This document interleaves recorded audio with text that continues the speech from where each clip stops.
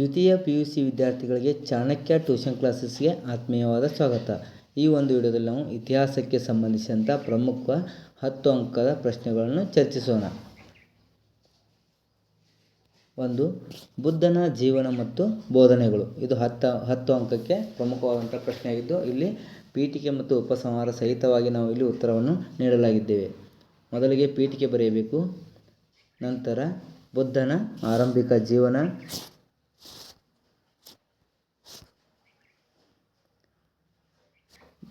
ಮಹಾಪರಿತ್ಯಾಗ, ಧರ್ಮಚಕ್ರ ಪರಿವರ್ತನ,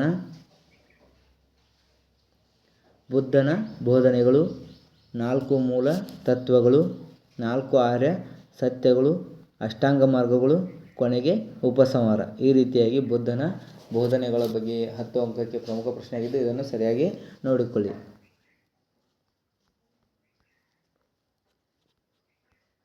ಎರಡನೆಯದಾಗಿ ಅಶೋಕನ ಜೀವನ ಮತ್ತು ಸಾಧನೆಗಳು. ಮೊದಲಿಗೆ ಪೀಠಿಕೆ, ನಂತರ ಅಶೋಕನ ಜೀವನ, ಕಳಿಂಗ ಯುದ್ಧ, ಅಶೋಕನ ಧರ್ಮ, ಅಶೋಕನ ಶಾಸನಗಳು, ಕೊನೆಗೆ ಉಪಸಂಹಾರ. ಇದು ಎರಡನೇ ಪ್ರಶ್ನೆಯಾಗಿದೆ.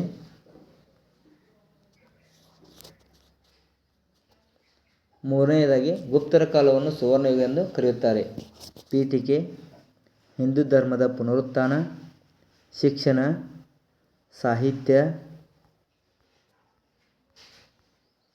ವಿಜ್ಞಾನ ಮತ್ತು ತಂತ್ರಜ್ಞಾನ, ಕಲೆ ಮತ್ತು ವಾಸ್ತುಶಿಲ್ಪ, ಉಪಸಂಹಾರ. ಇದು ಮೂರನೇ ಪ್ರಶ್ನೆಯಾಗಿದೆ. ಇನ್ನು ನಾಲ್ಕನೇದಾಗಿ ಇಮ್ಮಡಿ ಪುಲಿಕೇಶಿಯ ಸಾಧನೆಗಳು. ಮೊದಲಿಗೆ ಪೀಠಿಕೆ ಸಾಧನೆಗಳು: ಮಂಗಳೇಶರೊಡನೆ ಯುದ್ಧ, ರಾಷ್ಟ್ರಕೂಟರೊಡನೆ ಯುದ್ಧ, ದಕ್ಷಿಣದ ದಂಡಯಾತ್ರೆ, ಹರ್ಷವರ್ಧನನೊಡನೆ ಯುದ್ಧ, ವೆಂಗೀಯ ಆಕ್ರಮಣ, ಪಲ್ಲವರೊಡನೆ ಯುದ್ಧ, ಕೊನೆಗೆ ಉಪಸಂಹಾರ. ಇದು 4ನೇ ಪ್ರಶ್ನೆಯಾಗಿದ್ದು,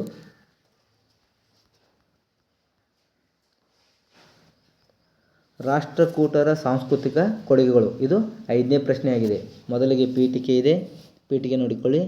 ನಂತರ ಧಾರ್ಮಿಕ ಕೊಡುಗೆ, ಸಾಹಿತ್ಯಿಕ ಕೊಡುಗೆ, ಕವಿಗಳು ಮತ್ತು ಅವರ ಕೃತಿಗಳು, ಕಲೆ ಮತ್ತು ವಾಸ್ತುಶಿಲ್ಪ, ಎಲ್ಲೋರಾ, ಎಲಿಫೆಂಟಾಗಳಲ್ಲಿ ಕಲೆ ಮತ್ತು ವಾಸ್ತುಶಿಲ್ಪಗಳು ಕಂಡುಬರುತ್ತವೆ. ಕೊನೆಯದಾಗಿ ಉಪಸಂಹಾರ. ಈ ರೀತಿಯಾಗಿ 10 ಅಂಕಕ್ಕೆ ಸಂಬಂಧಿಸಿದಂತೆ ಈ 5 ಪ್ರಶ್ನೆಗಳಲ್ಲಿ ಕನಿಷ್ಠವಾಗಿ 2 ಪ್ರಶ್ನೆಗಳು 100ಕ್ಕೆ 100ರಷ್ಟು ಬಂದೇ ಬರುತ್ತವೆ. ವಿದ್ಯಾರ್ಥಿಗಳೇ, ಸರಿಯಾಗಿ ಓದಿಕೊಳ್ಳಿ. ಧನ್ಯವಾದಗಳು.